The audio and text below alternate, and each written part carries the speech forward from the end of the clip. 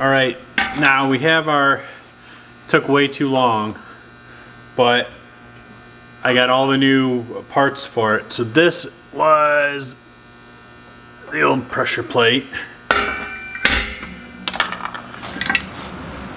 This is the new one. Big difference. But the main problem that we had here, like I had to find this piece. So this is a used part from like a 40-year-old tractor. But that and that. So what they did, so someone put a new clutch in this tractor, but when we took it apart, this is the old clutch plate, and this looks like you could probably reuse this, but it was cheaper to buy the whole kit. But it turns out they put the release bearing in backwards, so instead of pushing on the fingers, pushing on this hardened surface, they put it on this. So this should look like this, and this has the new bearing already on it. So we're gonna get this going back together now. Kind of feel bad for whoever did that. They obviously tried, but I'm sure they didn't get very far. Like I said, this clutch plate looks like brand new. So, oh well, I guess I'll just throw it away too, because I won't reuse it for anything. So let's start putting this tractor back together. This is that new used part and the new release bearing that slips on that nice.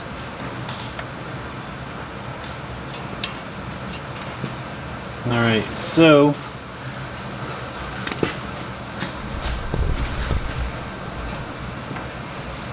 I had to get in here with through the view hole on the side here. I had to get in there with a pry bar to move this thing before. So this moves awesome. Alright, so now let's focus our attention to the other side.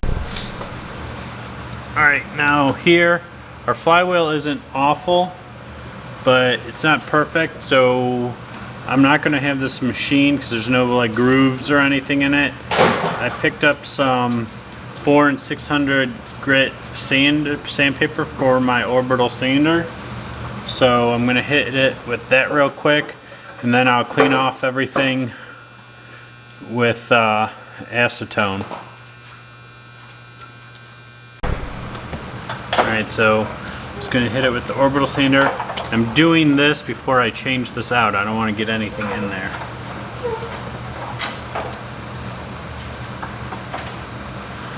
In the new one anyway.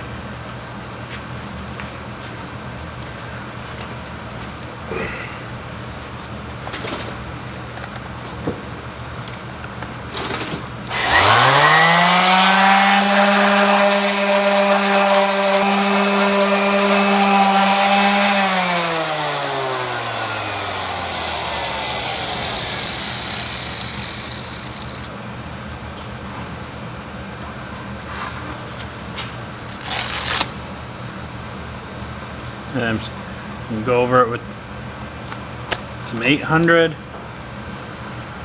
and then we'll clean it all up.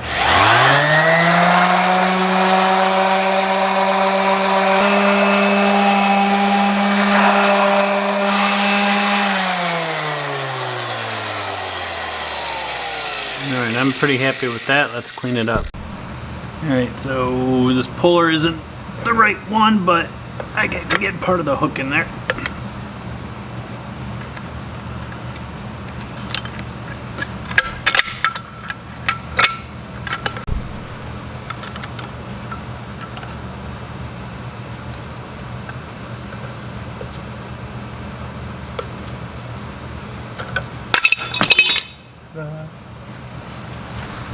Alright, so I've had this puller 20 some years. I've used it one job before this, and it didn't even work correctly this time. So let's get this all cleaned up, and we'll put the new one in. Alright, so I'm going to clean it all up with xylene.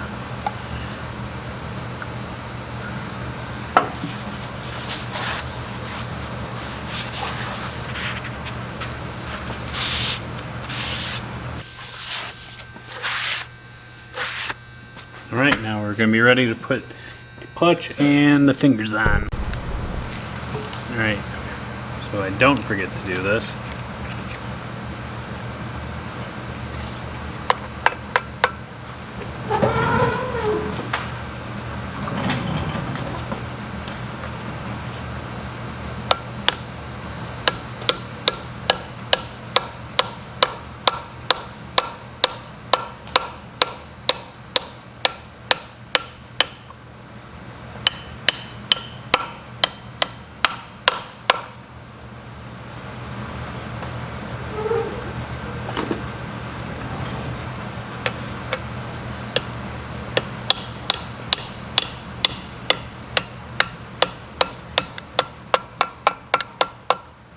Okay, so that's putting that in.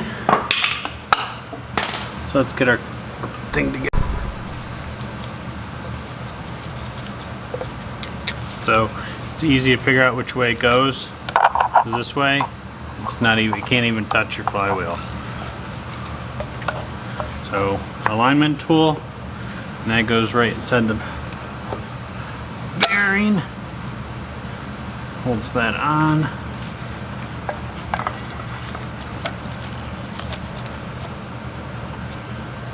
There.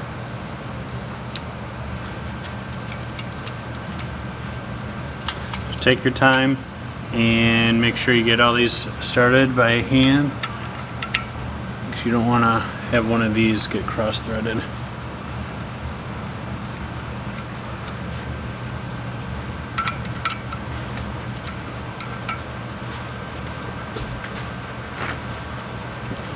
So I waited to order this clutch until I took it apart, because I was not sure if this was a dual or a single. All the numbers told me it was a dual, but the bolt patterns wouldn't line up, so I would have been bumming. So this is the part where it's torqued. So the dealership, they were nice enough to tell me it was a between 48 and 52 pounds. So I just set it to 50. I'm just going to get them all close, and I'm going to go around in a star pattern.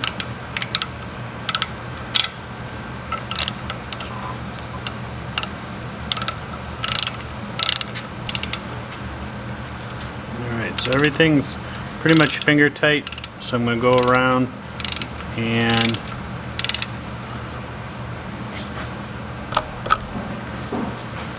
so clutch plate lines up nice all the way around. So on the bottom here, I have a little bit of an edge up here. It's flush, so I'm going to try and split that difference there.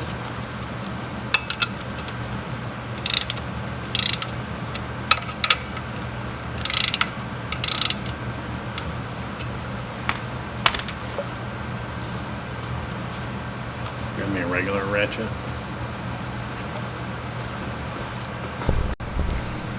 Alright, so now all the way around it feels pretty even. So I'm just going to go around and snug it all up.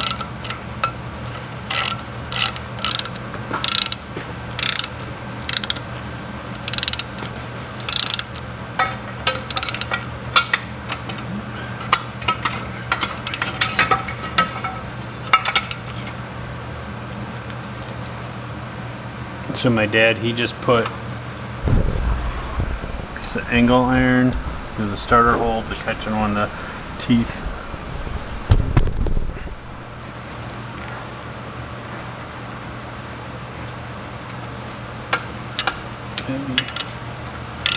So none of those three have popped yet. gonna go and get the other side of the finger.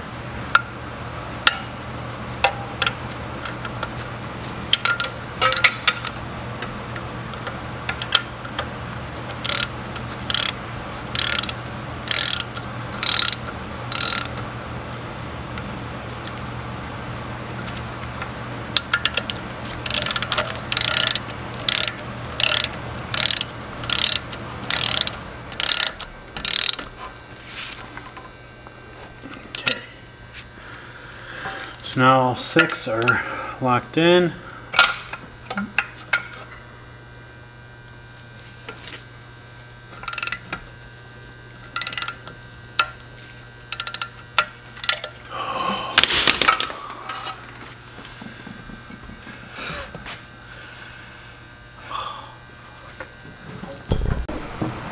Alright, so I just did what I was hoping to not show you.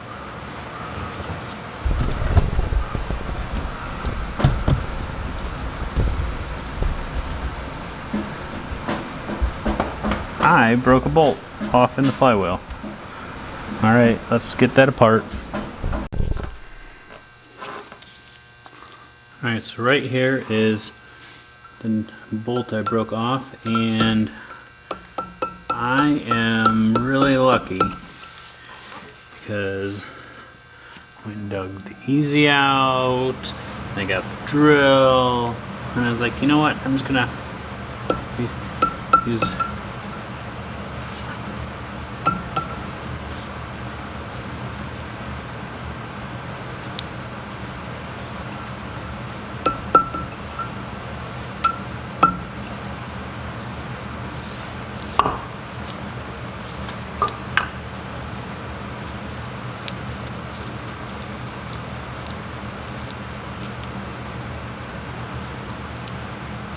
I can't believe I snapped that off. Alright, so I was lucky enough to get this out. So let's try this again. So I was lucky enough to get this apart and get this bolt out. Thank goodness. So let's start over. My dad is running out to see if he can find a bolt for that. It is not a standard thread, and maybe the guys at the dealership are giving me a line.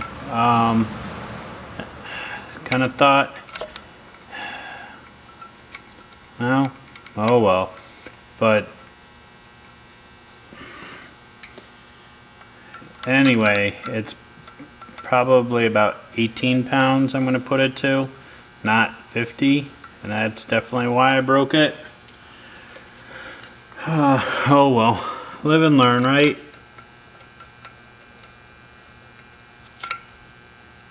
So again, I'm just finger starting in these.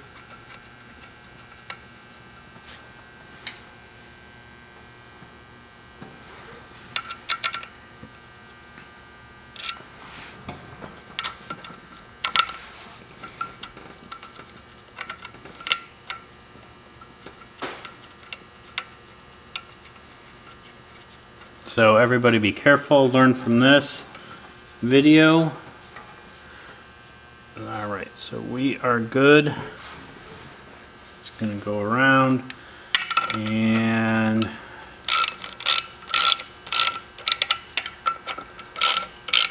so I did think it was a little weird when I was taking this apart that I was able to basically unscrew these by hand.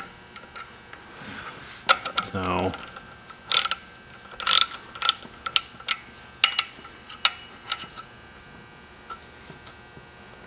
okay, well, I hope he has some luck.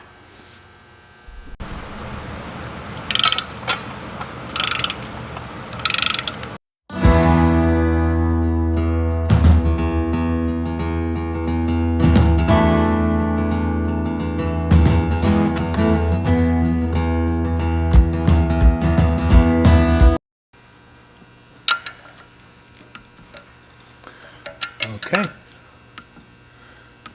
So this snap-on one is really sensitive and quiet. All right, so I just torqued everything to 18 pounds, and now we're gonna start mating these two parts together. But remember, you gotta take that out. All right, so this is the fun part. Now we're actually not gonna leave those in there. Bearings on.